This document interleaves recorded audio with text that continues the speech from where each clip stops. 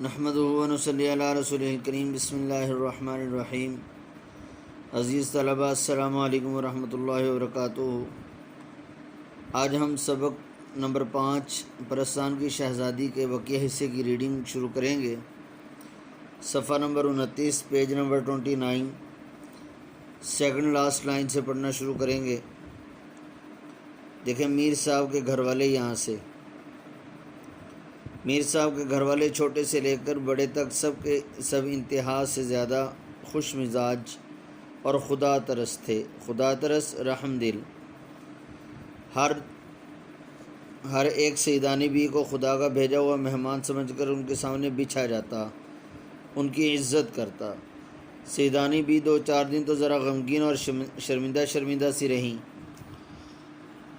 پھر ان کا دل کھل گیا، خوش ہونا، اور اس طرح رہنے لگیں جیسے اپنے کنبے میں۔ ہاتھ کانپتے تھے، نگاہ موٹی ہو گئی تھی، سوئی کا ناکا مشکل سے سوجتا تھا، ناکا دھاگا ڈالنے کی جگہ، سوجنا، دکھائی دینا۔ لیکن ساری عمر محنت کر کے کھایا تھا، پرائی روٹی مفت کیسی کھا سکتی تھیں؟ صبح نماز پڑھ کر بچوں کو لے بیٹھتی، قرآن شریف پڑھاتی، نصیحتیں کیا کرتی، دوپہر کو سینہ پرونا اور کاٹنا سکھاتی، یعنی کڑھائی وغیرہ کرنا، ہاتھ سے سلائی وغیرہ کرنا۔ شام ہوتی تو باورچی خانے میں جا کر کھانے پکانے کی ترکیبیں بتاتی۔ عشاء کی نماز سے فارغ ہو کر بڑے مزے کی کہانیاں سناتی۔ کہانیاں ایسی اچھی ہوتی کہ بڑے بھی آ جاتے۔ میر صاحب اور ان کی بیوی دونوں خوش تھے کہ سیدانی بی کو بچوں کی تربیت کے لیے خدا نے بھیج دیا۔ ایسی شریف، نماز روزہ کی پابند، ہنرمند استانی صرف روٹیوں پر کہاں میسر آتی ہے۔ بچے ایسے گرویدہ ہوئے کہ دن رات سیدانی بی کے پاس بیٹھے رہتے۔ گرویدہ ہوئے، عاشق ہونا، پسند کرنے لگنا۔ مشہور تھا کہ سیدانی بی پرستان میں بھی ہو آئی ہیں۔ وہاں کے بادشاہ نے انہیں اپنی بیٹی کا جہیز ٹانکنے کے لیے بلایا تھا۔ انہوں نے وہاں کئی دن رہ کر بڑے بڑے تماشے دیکھے ہیں۔ گھر والوں کو یہ خبر تھی، لیکن کبھی یہ خیال نہیں آیا کہ سیدانی بی سے پوچھتے تو کیا بی سچ مچ تم پرستان گئی ہو؟ شاباش تمہارا جگر، تم کو ڈر نہیں لگا؟ ایک دن سردیوں کی رات تھی، دالانوں کے پردے پڑے ہوئے تھے۔ دالان، بڑا کمرہ، چھوٹے بچے لحافوں میں دبکے گھسے ہوئے، اور بڑے لڑکے لڑکیاں انگیٹھی کے چاروں طرف بیٹھے کہانی سن رہے تھے۔ اتنے میں میر صاحب کی بیوی نماز وظیفے سے فارغ ہو کر آئیں۔ اتفاق سے کہانی بھی انڈا شہزادی کی تھی۔ جب یہ ذکر آیا کہ کانے دیو کی جو شہزادی پر نظر پڑی تو سوتی کو پلنگ سمیت اڑا کر لے گیا۔ کہنے لگیں، سیدانی بی، یہ جو لوگ کہتے ہیں کہ تمہیں بھی پرستان کے بادشاہ کا کوئی آدمی پرستان لے گیا تھا اور تم وہاں سے بڑا انعام و اکرام لائی تھی، کیا یہ سچ ہے؟ اب دیکھیں، یہاں پر کہانی انڈا شہزادی کی چل رہی تھی کہ انڈا شہزادی کا کوئی تذکرہ ہو رہا تھا اس کہانی کے اندر، اور اس میں یہ تذکرہ تھا کہ کانے دیو نے شہزادی کو پلنگ سمیت اڑا کر کانا دیو جو ہے وہ لے گیا۔ اب جس وقت اس بات کا تذکرہ ہوا تو اب دیو کی باتیں اور شہزادیوں کی باتیں، یہ سارے جنات کی باتیں ہوتی ہیں۔ تو جب انہوں نے دیو کا نام سنا کہ کانا دیو جو ہے وہ اس طرح کر کے لے گیا تو شہزادی کو، تو اس نام سے ان کے ذہن کے اندر یہ بات آئی کہ جنات کے علاقے سے یہ ہو کر آئی ہیں، تو اس لیے انہوں نے یہ سوال کر دیا۔ سیدانی، ہاں بیوی، ہے تو سچ، بلکہ کئی دفعہ جنوں اور پریوں نے بھی مجھے بلایا ہے۔ میر صاحب کی بیوی ہوئی، تو تم بے دھڑک چلی گئیں؟ بے دھڑک، بغیر خوف اور خطرے کے۔ سیدانی، پہلی دفعہ تو مجھے دھوکے سے لے گئے تھے، راستے میں جب بھید کھلا، بھید راز، تو بہتیری ڈری، لیکن کیا کرتی، دل کو مضبوط کر لیا، اللہ کو یاد کرتی ہوئی چلی گئی۔ نہ جاتی یا روتی پیٹتی تو جانے کیا آفت آتی، آفت مصیبت۔ اس کے بعد جب گئی، ہنسی خوشی گئی اور ہنسی خوشی آئی۔ بیگم صدقے اپنے رسول اللہ صلی اللہ علیہ وسلم کے، اس پر ایمان رکھنے والے کا کہیں بال بیکا نہیں ہوا، کوئی نقصان نہ ہونا۔ پرستان میں بھی میری خاطریں خدمتیں کہ کیا کہوں، میر صاحب کی بیوی: کچھ بھی صحیح بوا۔ بوا پنجابی کے اندر پھپھو کو کہتے ہیں، مطلب میر صاحب کی بیوی نے ادب کے طور پر ان کو کہا پھپھو آپ کچھ تو بتائیں۔ میرا تو پتا پھٹ جاتا، یعنی میں بہت زیادہ خوف زدہ ہو جاتی، صورت دیکھتے ہی جان نکل جاتی۔ سیدانی: نہیں بھی، یہ سب کہنے کی باتیں ہیں، ڈر کی باتوں سے ڈر لگا کرتا ہے، جہاں ڈر سامنے آیا پھر کچھ بھی نہیں۔ دیکھو بیماری سے لوگ کتنا بھاگتے ہیں، اور جب بڑے سے بڑا دکھ بھی آ جاتا ہے تو سہنا ہی پڑتا ہے۔ میر صاحب کی بیوی: میں تو پھر کہوں گی کہ تم کو شابش ہے صدر احمد اس پر جس نے تمہیں دودھ پلایا۔ صدر احمد: 100 بار رحمت ہو۔ اچھا ہمیں تو سناؤ کہ کیا ہوا تھا، کیوں گئی تھی؟ پرستان کیسا ملک ہے، وہاں کیا کیا دیکھا؟ سیدانی: وہ قصہ یاد آتا ہے تو کلیجے پر سانپ لوٹنے لگتا ہے۔ سانپ لوٹنا، بے قرار ہونا، بہت زیادہ خوف آنا، کسی وقت خوف کی وجہ سے جسم کے اندر عجیب سی سنسنیاں سی آتی ہیں، اس کو کہتے ہیں سانپ لوٹنا۔ پرستان کی شہزادی جس کے جوڑے ٹانکنے گئی تھی بہت سر ہوئی، یعنی مجبور کیا، اصرار کیا اس نے۔ دوسری پریوں نے بھی منتیں کی کہ سیدانی اماں یہیں رہ جاؤ، دنیا میں اب تمہارا کون ہے، مگر میں نے ایک نہ مانی۔ مجھ بد نصیب کو تو اپنے جیسے انسانوں کی بے مروتیاں دیکھنی تھیں، بے مروتیاں، محبت نہ کرنا، بے وفائیاں کرنا۔ پرستان میں کیوں بستی؟ وہ تو اللہ نے تمہارے دل میں رحم ڈال دیا جو گور گڑے کا ٹھکانہ ہو گیا۔ گور گڑے کا ٹھکانہ ہونا، قبر کے لیے جگہ ملنا، ورنہ تیرے میرے در کی ٹھوکریں کھاتی پھرتی۔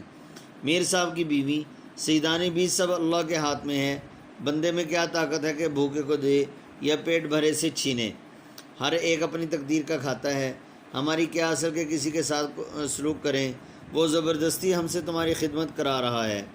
سیدانی: خیر اب تم کو اپنی بیتی کہانی سناؤں۔ بیگم: یہ وہ دن تھے کہ نواب اعظم الدولہ بہادر کی اکلوتی بیٹی کے بیاہ کی تیاریاں ہو رہی تھیں۔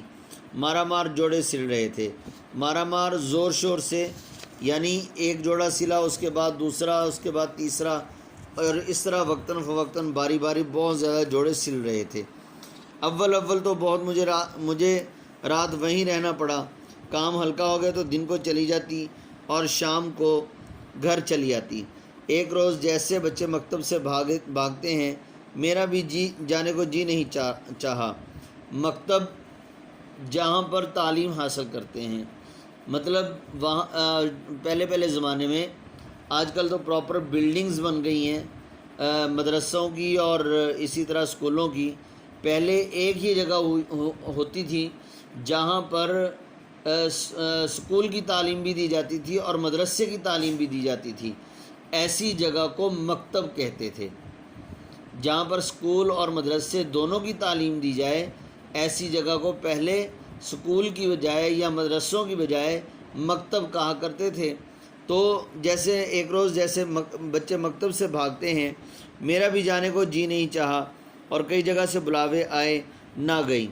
شاید جمعہ تھا، کتنے ہی دن نہائے کو ہو گئے تھے، خوب نہائی، شام ہو گئی۔ بونٹ پلاؤ مجھے خوب بھاتا ہے، بونٹ پلاؤ ایسا پلاؤ جس میں سبز چنے ڈالے جائیں، خوب بھاتا ہے یعنی پسند ہے۔ ماما نکرانی، ماما سے بونٹ پلاؤ پکوایا، تھکی تھکائی لیٹی تھی، اتنے میں جھٹ پٹا ہو گیا۔ جھٹ پٹا شام کا وقت، پلاؤ دم پر تھا کہ باہر سے کسی نے آواز دی، سیدانی بی کو سرکار نے یاد کیا ہے، پینس بھیجی ہے۔ پینس بھیجی ہے، یہ سواری ہے جس طرح پالکی ہوتی ہے، بھگی ہوتی ہے، جس طرح بیٹھی ہو اسی طرح فوراً چلی آؤ۔ میں بڑے نخروں سے جایا کرتی تھی، ایسے بے وقت اور اپنے بھون کی پسند کی پکوائی ہوئی چیز چھوڑ کر کھڑے ہو جانا میری عادت کے بالکل خلاف تھا، لیکن ہونے والی بات میں نے ذرا انکار نہ کیا اور جیسی بیٹھی تھی سفید چادر سر پر ڈال کر سوار ہو گئی۔ نواب صاحب کا محل میرے گھر سے کوئی 2 آنے ڈولی ہوگا، 2 آنے ڈولی تھوڑے ہی فاصلے پر۔ قاضی واڑے سے نکلے، قاضی واڑہ یہ جگہ کا نام ہے، اور خانم کا بازار آیا، یہ بازار کا نام ہے، جیسا کہ انارکلی بازار ہوتا ہے اور دوسرے بازار وغیرہ بازاروں کے نام رکھ دیے جاتے ہیں۔ پہلے تو مجھے کچھ خیال نہ ہوا، جب بہت دیر ہو گئی اور ہٹو بچوں کی آواز نہ آئی، مطلب یہ کہ شور غل نہ ہوا، کسی قسم کی کوئی آواز نہیں تھی، شور وغیرہ نہیں تھا، بالکل سناٹا چھا چکا تھا۔ بازار کے چراغ بھی جھلکتے ہوئے دکھائی نہ دیے، جھلکتے ہوئے جلتے ہوئے۔ تو پردے کی جھری کھولی، سلوٹ پردے کے اندر جو بل پڑ جاتا ہے اس بل کو ذرا تھوڑا سا ہٹا کر دیکھا، جھری کھولی، اب جو دیکھتی ہوں تو جنگل سائیں سائیں کر رہا ہے، یعنی بالکل سناٹا چھایا ہوا ہے، خاموشی چھائی ہوئی ہے، اور پینس کو جیسے پہیے لگے ہوئے ہیں اڑی چلی جا رہی ہے۔ کلیجہ دھک سے ہو گیا، بہت زیادہ خوف زدہ ہونا، بدن میں سنسنیاں آنے لگیں، سن ہو گیا، ہاتھ پاؤں ٹھنڈے پڑ گئے کہ یہ کیا غضب ہوا، یہ موئے کہار کہاں لے جا رہے ہیں؟ موئے کہار مردار، منحوس، اس جنگل میں کون سی سرکار ہے، لیکن مرتا کیا نہ کرتا۔ دل کڑا کر کے میں نے اپنی آواز نکالی، یعنی سخت کر کے، دل کو ذرا سمجھا کر اور بڑے روب کے ساتھ، اور پوچھا، اے کم بختو، منہ سے تو پھوٹو، مجھے کہاں لے جاؤ گے؟ ارے وہ تمہاری کون سی ستیاناسی سرکار ہے؟ ہنستے ہوئے کسی نے جواب دیا، سیدانی بھی، خفا کیوں ہوتی ہو؟ خفا، ناراض؟ بادشاہ سلامت نے بلایا ہے، کوئی دم میں محلات دکھائی دیتے ہیں، کوئی دم میں کچھ ہی فاصلے پر۔ ایسا معلوم ہوا کہ جیسے کوئی پالکی کے پاس بول رہا ہے۔ منہ نکال کر جو دیکھا تو بیگم کیا کہوں، ایک بے ڈھنگی شکل کا، ڈراؤنی شکل کا، ایک بیچاکی شکل کا آدمی تھا، بکرے کا سا منہ، گھوڑے کی سی ٹانگیں، اور پالکی آپ ہی آپ چلی جاتی تھی، نہ کہار تھے نہ کہاریاں، کہار ڈولی اٹھانے والے مرد، کہاریاں ڈولی اٹھانے والی عورتیں۔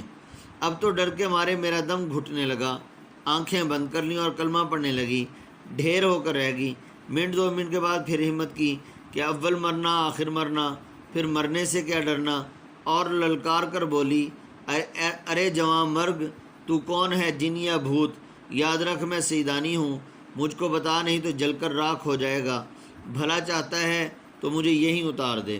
اس نے کہا، سیدانی بھی گھبراؤ نہیں، ہم اور ہمارا بادشاہ سیدوں کو بہت مانتے ہیں، خاطر جمع رکھو، یعنی تسلی رکھو، کوئی تکلیف نہیں ہوگی، ہماری شہزادی کی شادی ہے، کپڑے سی کر چلی آنا، جتنا مانگو گی انعام ملے گا۔